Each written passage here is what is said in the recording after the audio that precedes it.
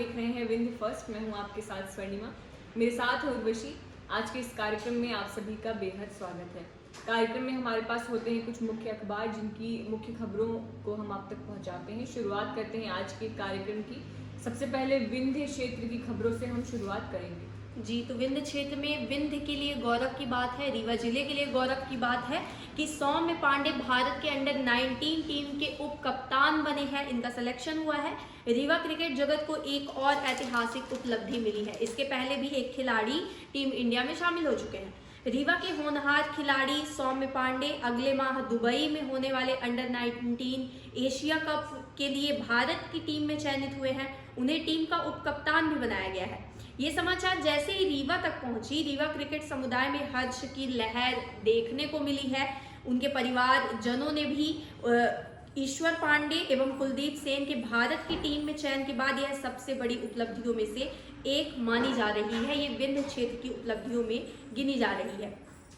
वहीं राष्ट्रीय स्तर की प्रतियोगिताओं में उनके द्वारा लगातार किए गए उत्कृष्ट प्रदर्शन से भी ये प्रभावित हुआ कि उनका चयन टीम इंडिया में अंडर 19 गेम के लिए उनका चयन हुआ है और उप कप्तान बने हैं। लिखा है कि एशिया कप हेतु सौम्य पांडे की भारतीय टीम में चयन होने पर रीवा डिविजनल क्रिकेट एसोसिएशन के संरक्षक नागेंद्र सिंह ने प्रसन्नता व्यक्त करते हुए कहा कि वाकई आज का दिन ऐतिहासिक है। मैं उन्हें सफलता हेतु अपनी शुभकामनाएं देता हूं। इस तरह से रीवा जिले में जिन तक ये खबर पहुंची है और जो उनके चिरपरिचित थे उन्होंने उन्हें शुभकामनाएं दी है। जी, और इसमें ये भी है कि ये जो सौम्य पांडे हैं उर्वशी, इनके माता पिता दोनों शिक्षक हैं और ये सीधी जिले से आते हैं। फिलहाल ये रीवा में रह रहे हैं। इस मौके पर उनके माता पिता ने भी काफी गौरवान्वित महसूस कर रहे हैं और उन्हें बधाई भी। जी बिल्कुल, तो ये पूरे विंध्य क्षेत्र की ही बात है। सीधी से जुड़कर रीवा तक पहुंचे हैं और फिर देश का नाम रोशन कर रहे हैं। जी, अब बात कर लेते हैं हम स्वास्थ्य से जुड़ी एक खबर है हमारे पास। सिरमौर का जो सिविल अस्पताल है वहाँ बताया जा रहा है कि 4 सालों से एक्सरे मशीन जो है वो धूल खा रही है। इसके अलावा अस्पताल में किसी भी तरह की व्यवस्था नहीं है। कम से कम एक आध चिकित्सक वहाँ रहते हैं, उनकी भी राइटिंग ऐसी है कि किसी को कुछ समझ नहीं आता कि पर्चे में क्या लिखा हुआ है। सबसे पहले ये जो अस्पताल था ये प्राथमिक स्वास्थ्य केंद्र था। तब जब प्राथमिक स्वास्थ्य केंद्र था ये, उसके बाद यहाँ पर अनुभवी चिकित्सकों की नियुक्ति थी। 2 अनुभवी चिकित्सक थे यहाँ पर और पर्याप्त दवाइयों का भंडार भी था अस्पताल में। उसके बाद जब ये CHC यानी कम्युनिटी हेल्थ सेंटर में इसको तब्दील कर दिया गया तो 5 योग्य और अनुभवी चिकित्सकों की नियुक्ति की गई। 8-10 प्रकार की जांच सुविधाएं हॉस्पिटल में उपलब्ध थी। एक्सरे सुविधा थी। चिकित्सकों के साथ साथ रेडियोग्राफर, लैब टेक्नीशियन भी नियुक्त थे। दवाइयों का पर्याप्त भंडार था। मलहम पट्टी के लिए 2-2 ड्रेसर थे। लेकिन जैसे ही ये कम्युनिटी हेल्थ सेंटर से इसको सिविल अस्पताल का दर्जा मिला, तब स्थिति और बेहतर होने की बजाय पहले अच्छी थी लेकिन बाद में बहुत ज़्यादा खराब हो गई। आलीशान भवन तो मिल गया लेकिन जो पदस्थ कर्मचारी है वो रिटायर हो गए। उसके बाद नए कर्मचारियों की पोस्टिंग ही नहीं की गई। अब ये स्थिति है कि एकाध चिकित्सकों को छोड़ दे तो योग्य चिकित्सक तो दूर, फ्रेश डॉक्टर्स की भी नियुक्ति यहाँ पर नहीं हो रही है। ना ही कोई लैब टेक्नीशियन है, ना ही मलहम पट्टी करने के लिए कोई भी ड्रेसर है। यहाँ पर बताया जा रहा है कि पूर्व में पदस्थ रेडियोग्राफर के रिटायरमेंट के बाद नए रेडियोग्राफर की भी नियुक्ति नहीं हुई है। 4 साल से एक्सरे रूम का ताला ही नहीं खुला है और मशीन धूल जंग खा रही है। जीवन रक्षक जो दवाइयाँ हैं, जो एसेंशियल मेडिसिन हैं, उसकी भी कमी है।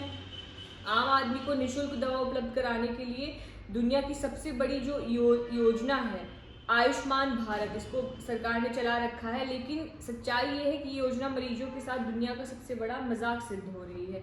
चिकित्सकों को निर्देश है कि मरीजों को बाहर से दवा ना लिखें, जबकि मर्ज के अनुसार अस्पताल में ही पर्याप्त दवाइयों के भंडार नहीं है। अगर सरकार इसे अपनी उपलब्धि मानती है तो इससे बेहतर तो गुजरा जमाना ही था। इस तरह से इसमें दिया हुआ है। जी स्वर्णिमा, संजय गांधी अस्पताल रीवा का जो सबसे बड़ा विंध्य क्षेत्र का सबसे बड़ा अस्पताल माना जाता है, उसकी भी कहानी दैनिक जागरण के फ्रंट पेज में लिखी गई है। इसी तरह का मशीनों को लेकर वहां पर भी आलम है। हेडलाइन है कि गरीबों पर संजय गांधी की मशीनें ढा रही हैं सितम। सुपर स्पेशलिटी में गरीबों को जांच की कीमत चुकानी पड़ रही है।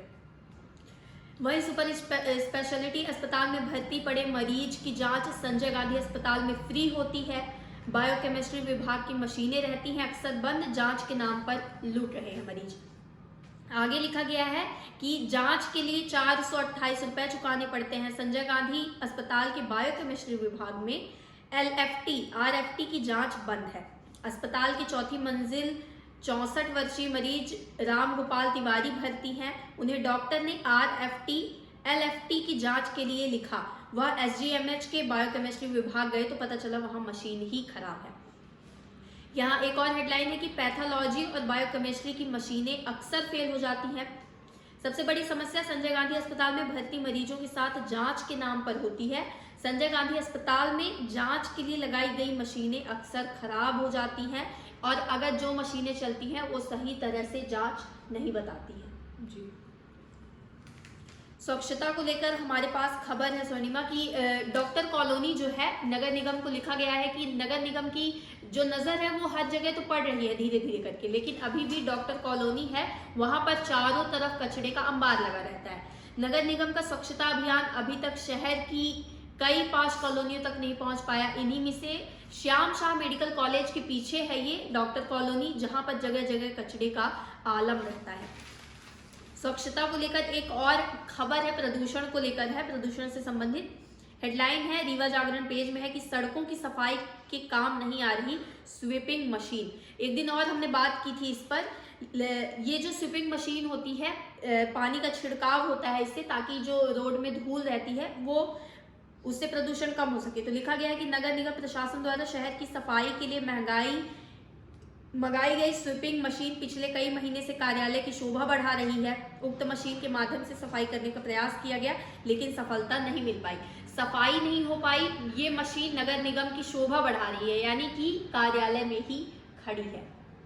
जी उर्वशी, अब बात कर लेते हैं अगली खबर की। तो जिस तरह से हम आए दिन बात करते हैं कि जो गांव दराज के दूर दराज के इलाके हैं वहाँ झोला छाप डॉक्टर्स अपने आप मेडिकल स्टोर खोल के लोगों का इलाज कर रहे हैं, वहीं इस तरह से सुहागी की एक खबर है कि ग्रामीण क्षेत्रों में बिना डिग्री और मान्यता के झोला छाप डॉक्टरों द्वारा मरीज के उपचार कर उनकी जान के साथ खिलवाड़ किया जा रहा है। कई बार ऐसा होता है कि सीरियस केसेस में भी वो इलाज कर देते हैं और यही नहीं, वो यहाँ तक कि दवाइयाँ भी प्रिस्क्राइब कर देते हैं और साथ ही में बहुत सारे ऐसे मरीज हैं जिनकी मौत हो जाती है। इसमें बताया जा रहा है कि इनके जाल में फंसकर कई मरीजों की बीमारियां लाइलाज बन चुकी हैं, जबकि कुछ मरीज अपनी जान भी गंवा चुके हैं। बावजूद इसके स्वास्थ्य विभाग के खंड चिकित्सा अधिकारी त्योंथर की इन झोला छाप डॉक्टरों पर मेहरबानी बनी हुई है। त्योंथर अंचल के विभिन्न ग्रामीण क्षेत्रों में फैले झोला छाप डॉक्टर न केवल अपने घर में क्लिनिक खोलकर इलाज कर रहे हैं बल्कि गांव में फेरी लगाकर भी लोगों का इलाज कर रहे हैं। गंभीर मरीजों का इलाज करने पर भी कोई परहेज ना करने वाले डॉक्टर मरीजों के लिए खतरनाक साबित हो रहे हैं। खास बात यह है कि ये बाकायदा पर्ची लिखकर मेडिकल स्टोर भेजकर दवा भी मंगवा रहे हैं। शासन के नियम के अनुसार रजिस्टर्ड डॉक्टर की पर्ची में मेडिकल स्टोर संचालकों को दवाई देने के निर्देश हैं, लेकिन मेडिकल स्टोर संचालकों द्वारा ऐसी पर्चियों में भी दवाई दे दी जाती है जो ऐसे डॉक्टरों के द्वारा लिखी गई है जिनके पास MBBS की कोई भी डिग्री नहीं है और मेडिकल काउंसिल में उनका कोई पंजीयन नहीं है। कार्रवाई ना किए जाने से लगातार ये ग्रामीण क्षेत्रों में बढ़ते जा रहे हैं। साथ ही में मरीजों को जो बॉटल और इंजेक्शन दिए जाते हैं उनके पास भरपूर स्टॉक दिया जाता है। सूत्रों की माने तो अंचल के मेडिकल दुकानदार इन्हें भारी कमीशन में ये दवाइयाँ उपलब्ध करा रहे हैं और मरीजों को बॉटल लगाने के लिए 300 रुपये तक लिए जाते हैं। इससे अंदाजा लगाया जा सकता है कि लूट का स्तर कितना बड़ा है। जी, इसी तरह की खबर दैनिक जागरण में भी छपी है। 2 खबरें हैं यहाँ पर। जवा क्षेत्र की है जहाँ पर झोला छाप डॉक्टर, और जिस तरह से आपने कहा कि डिग्री व रजिस्ट्रेशन के बिना ही क्लिनिक चला रहे हैं, तो यहाँ पर भी है कि ग्रामीणों से वसूलते हैं फीस। क्लिनिक चलाने वाले झोला छाप डॉक्टरों मरीज जो है वो बॉटल एवं इंजेक्शन के लिए दिए जाते हैं, उनके पास भरपूर स्टॉक दिया जाता है। सूत्रों की माने तो अंचल के मेडिकल दुकानदार इन्हें भारी कमीशन में वह दवाइयाँ उपलब्ध करते हैं, यानी क्षेत्र के जो मेडिकल है वो क्लिनिक को भरपूर मात्रा में दवाइयाँ उपलब्ध करवाते हैं और ये डॉक्टर, इनके पास कोई रजिस्ट्रेशन नहीं है क्लिनिक का, किसी भी प्रकार की कोई डिग्री नहीं है, उसके बावजूद ये चला रहे हैं। इसी तरह की नई गढ़ी में भी लिखा गया है कि नई गढ़ी से भी मामला है कि झोला छाप खुलेआम कर रहे हैं अवैध मेडिकल का कारोबार। गैर डिग्रीधारी चला रहे मेडिकल स्टोर, कागजों तक सीमित निरीक्षण अमला। यहाँ पर लिखा गया है कि जो अधिकारी हैं वो भी सिर्फ कागजों तक ही निरीक्षण कर रहे हैं। कस्बे सहित अंचल के कस्बाई एवं ग्रामीण क्षेत्रों में खुलेआम चल रहे झोलाछाप चिकित्सकों के अवैध मेडिकल स्टोरों का निरीक्षण 1 दशक से आज तक किसी भी जिम्मेदार स्वास्थ्य अधिकारी या जांच अमले को नहीं देखा गया। यानी 1 दशक लिखा गया। 1 दशक का मतलब होता है पूरे 10 साल। 10 सालों से कोई भी प्रकार का जांच नहीं किया, किसी भी प्रकार की जांच नहीं की गई है, यही लिखा गया है। वहीं ये भी है कि कमीशन के दम पर ऐसे जो कारोबार चलते हैं, तो एक तरह से कमीशन के दम पर जो प्रशासन वहाँ पे अगर पहुँचता भी है तो वो उसे कमीशन दे देते हैं, मेडिकल स्टोर को कमीशन दे देते हैं, जिसके कारण फिर ये चीज़ें सामने आती हैं।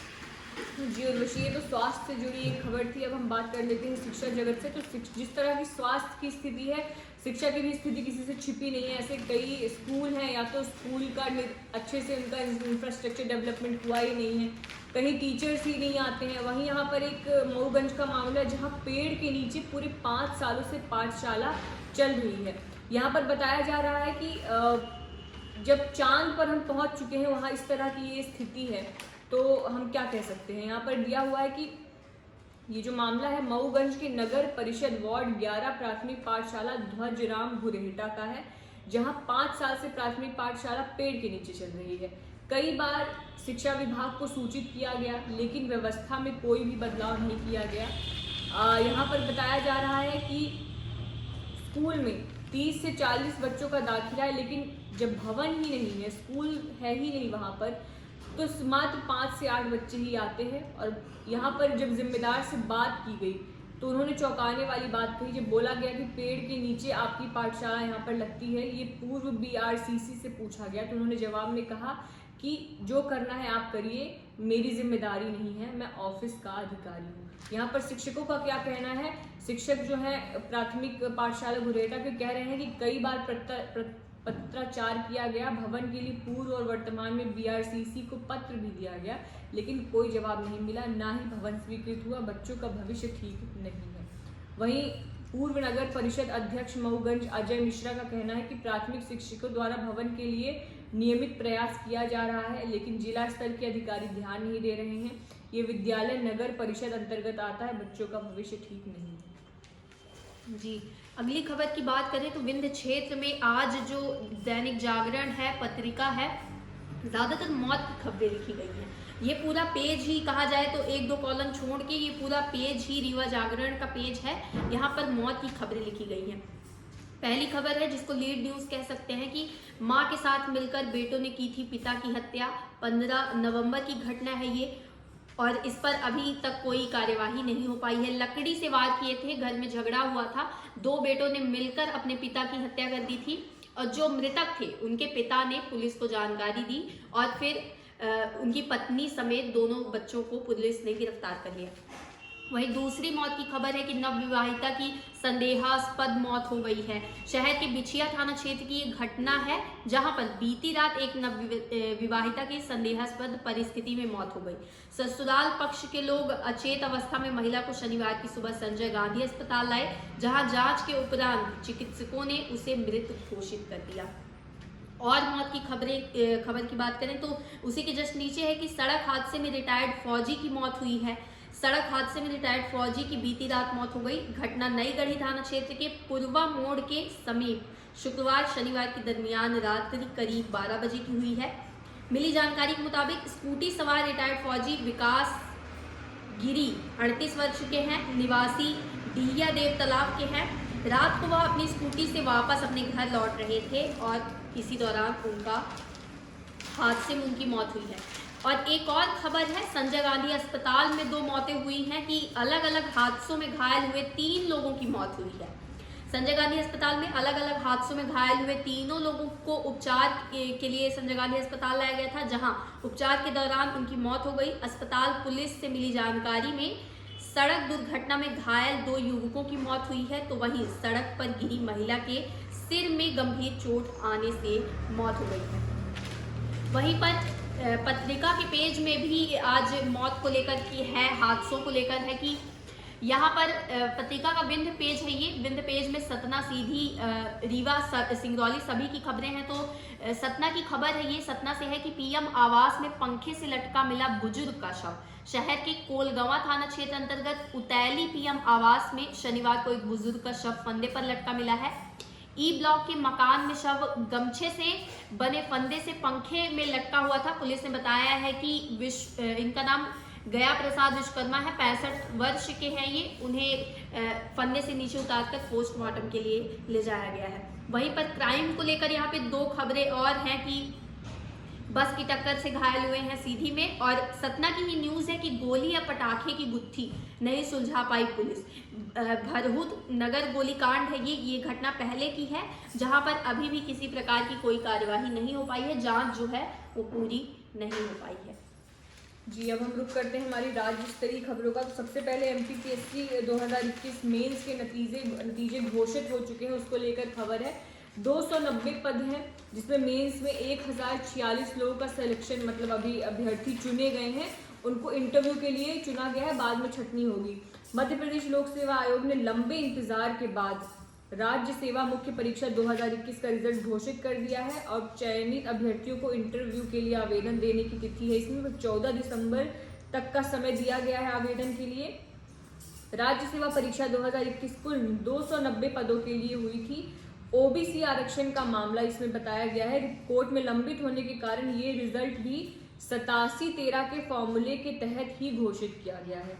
मुख्य भाग में शामिल 248 पदों के लिए कुल 794 अभ्यर्थियों का इंटरव्यू के लिए चयन किया गया है। वहीं प्रावधिक भाग में शामिल 42 पदों के लिए 252 अभ्यर्थियों का चयन हुआ है। अभ्यर्थी 14 दिसंबर तक खुद पीएससी दफ्तर पहुंचकर या डाक के जरिए आवेदन के दस्तावेज भेज सकते हैं। जी, अगली खबर की बात करें तो पत्रिका के पॉलिटिक्स एडमिनिस्ट्रेशन पेज पर है। बुरहानपुर से ये खबर है कि किसी ने भी उपद्रव किया तो ड्रोन से बरसेंगे आंसू गैस के ओले। आंसू गैस के ओले बरसाए जाएंगे। मतगणना से पहले प्रशासन ने ड्रोन आर्मी तैयार की है। वहीं आपको बताएं कि पूरे मध्य प्रदेश में सिर्फ बुरहानपुर में ये ड्रोन आर्मी, ये ड्रोन से जो आंसू गैस की प्रक्रिया है वो दी जाएगी। लिखा गया है कि आसमान से लोगों पर नजर रखी जाएगी। अगर कहीं अप्रिय घटना होती है, उपद्रवियों को टारगेट कर आंसू गैस एवं स्याही के गोले छोड़े जाएंगे। यह ड्रोन आपदा के समय लोगों को भोजन, पानी से लेकर दवाइयां तक पहुंचाने में मददगार साबित हो सकते हैं। इसलिए प्रशासन राजस्व, पुलिस एवं वन विभाग के जवानों को ड्रोन चलाने की ट्रेनिंग दे रहा है। वहीं रेणुका पुलिस लाइन में शनिवार को ड्रोन का ट्रायल किया गया है। कलेक्टर भव्या मित्तल ने बताया है कि यह ड्रोन प्रशासन ने तैयार करवाया, जो प्रदेश में सिर्फ बुरहानपुर में ही है। तो ये एक अच्छी पहल मानी जा सकती है कि उपद्रवी जो होते हैं उनके लिए नज़र रखने के लिए। हालांकि ये मतगणना के लिए है कि मतगणना से पहले ये नज़र रखी जाएगी, लेकिन अगर प्रदेश भर में जो हादसे होते हैं, जो हादसा कहा जाए कि जहाँ पर क्राइम वाला क्षेत्र होता है, उन जगहों पर अगर ऐसी निगरानी रखी जाए तो ये एक अच्छी पहल हो सकती है। जी, अब हम बात करते हैं राष्ट्रीय स्तर की खबरों का। तो सबसे पहले जैसे राजस्थान में इलेक्शन हो चुके हैं, अब यहाँ भी 3 तारीख को ही मतगणना होगी। इससे पहले बता देते हैं कुछ यहाँ पर डेटा है कि राजस्थान में 15 साल का ट्रेंड है कि वोटिंग अगर घटती है तो कांग्रेस की जीत के आसार रहते हैं, बढ़ती है तो भाजपा को फायदा होते हैं। 74% जो है वोटिंग हुई है, मध्य प्रदेश से ज़्यादा वोटिंग हुई है इस बार। यहाँ पर बताया जा रहा है कि 199 विधानसभा सीटों के लिए 74.13 वोट पड़े हैं। 2018 में 74.06 का मतदान हुआ था। पिछले 15 सालों में जो हमने ट्रेंड की बात करी वो तो है ही। राज्य के 5.26 करोड़ मतदाताओं ने 1863 उम्मीदवारों की किस्मत ईवीएम में बंद कर दी है। अब 3 दिसंबर को ही नतीजे पता चलेंगे। अब यहाँ पर साल दिया हुआ है, उसके हिसाब से वोटिंग दी हुई है। 2003 में 67% हुई थी वोटिंग और विजयी जो पार्टी थी वो भाजपा थी। 2008 में 66 जब कांग्रेस विनर थी। 2013 में 75 तब भाजपा जीती थी और 2018 में कांग्रेस जीती थी। 74% तब वोटिंग मतदान हुआ था। 2023 में 74% हुआ है। देखना रहेगा कि क्या रिजल्ट रहता है। वहीं राजस्थान में ही बताया जा रहा है कई पोलिंग बूथ्स थे जहां पर मतदान के दौरान बवाल मच गया। जान बचाकर एक जगह पोलिंग पार्टी को भागना तक पड़ा। धौलपुर में बताया जा रहा है कि फायरिंग हो गई थी। यहाँ पर बताया जा रहा है कि मतगणना ये भरतपुर जिले के कामा और नगर विधानसभा क्षेत्र में विवाद हुआ है, जहां नगर विधानसभा क्षेत्र के सुकेत गांव में राजकीय प्राथमिक स्कूल के बूथ पर हंगामा हो गया। यहां एक लतीफ नाम का व्यक्ति था, ये बाउंड्री कूद कर आ गया और वीवीपैट में उसने कांग्रेस कार्यकर्ताओं के साथ मारपीट शुरू कर दी और वीवीपैट में भी तोड़फोड़ करी। उसके बाद कुछ उसके साथी पोलिंग बूथ के अंदर पहले से ही मौजूद थे। विवाद इतना बढ़ गया कि वोट डालने आए लोग पोलिंग बूथ से भागने लगे और एक दूसरे पर दो गुटों में लोग बंट गए और पथराव भी शुरू हो गया। पोलिंग पार्टी किसी तरह वहां से भागी और आधे घंटे के लिए मतदान बंद रहा। वहीं बताया जा रहा है कि जाहिदा खान कामा विधानसभा के ही सावलेर गांव में भी पुलिस और जाहिदा खान के समर्थकों के बीच झड़प हुई। जाहिदा खान के बेटे प्रधान साजिद प्रधान गांव के माध्यमिक स्कूल गांव में बने पोलिंग बूथ पर पहुंच गए और जवानों ने जब उन्हें रोका तो झड़प हो गई। जवानों को इसके लिए फायरिंग भी ओपन हवाई फायरिंग करनी पड़ी और वहीं उस दौरान वहां तैनात अन्य सुरक्षा कर्मियों ने साजिद खान के समर्थकों पर लाठियां बरसा दी। पुलिस ने साजिद खान के ड्राइवर को हिरासत में ले लिया है। सूचना पर जो एसपी वहां की मृदुल काक्षावा वहां पर पहुंचे और इस दौरान 45 मिनट के लिए मतदान बंद करना पड़ा। जी, अगली खबर की बात करें तो दैनिक जागरण का फ्रंट पेज है ये, और स्टार समाचार के फ्रंट पेज में भी इस खबर को जगह मिली है कि सौम्या मर्डर केस 2000 सितंबर माह में 2008 में इनकी हत्या की गई थी। 4 दोषी थे जिन्हें मार्च 2009 में हिरासत में लिया गया था।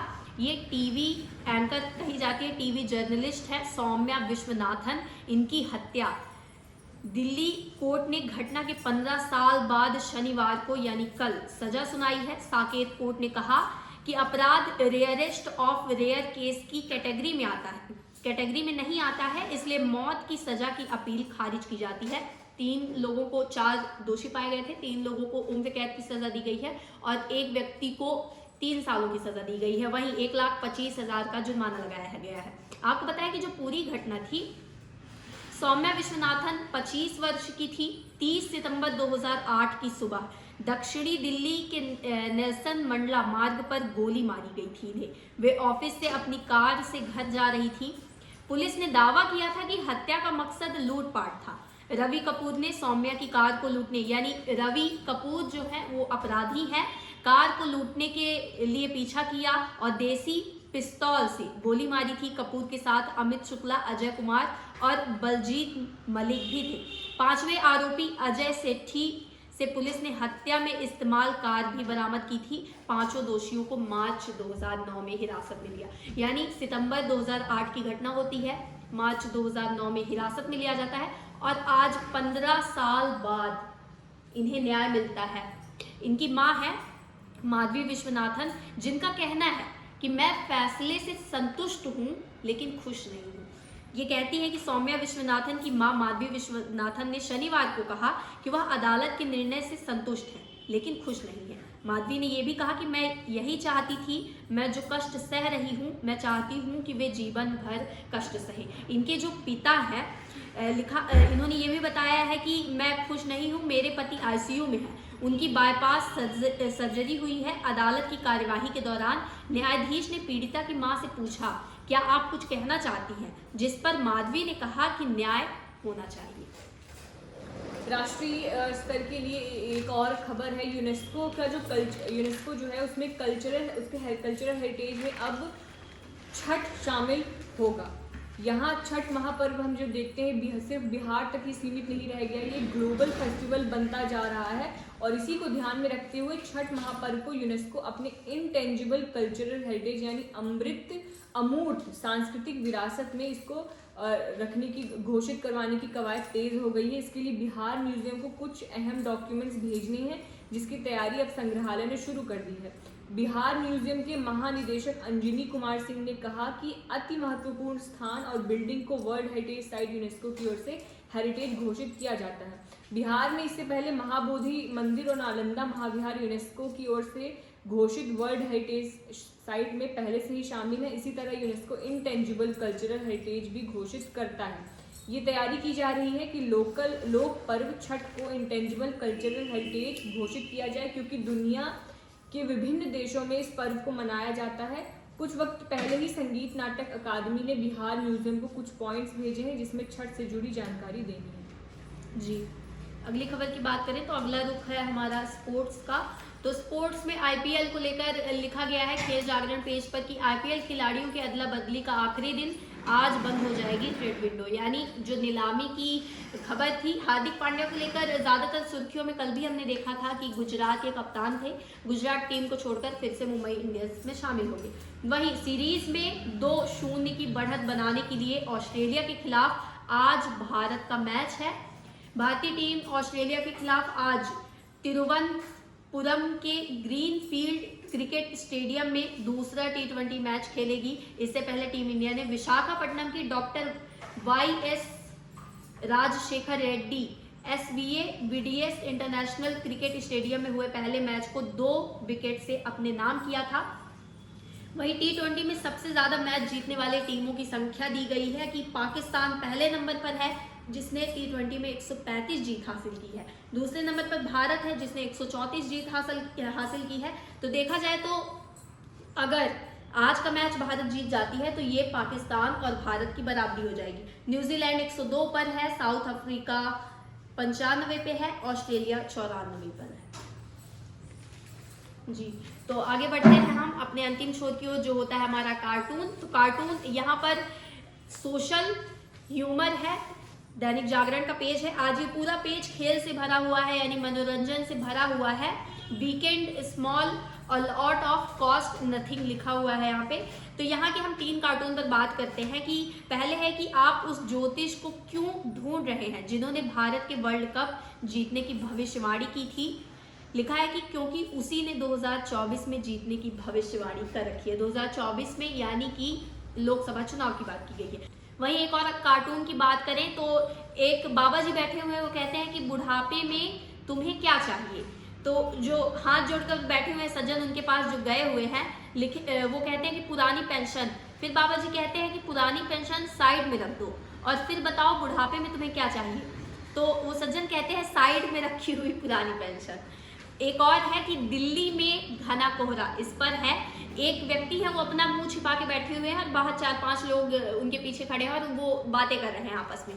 तो वो लोग कहते हैं घने कोहरे का जिक्र है यहाँ पे, वो लोग कहते हैं कि बेचारा दिल्ली में ससुराल है, पत्नी को लेने गया था, कोहरे के कारण पड़ोसन को लेकर चला आया।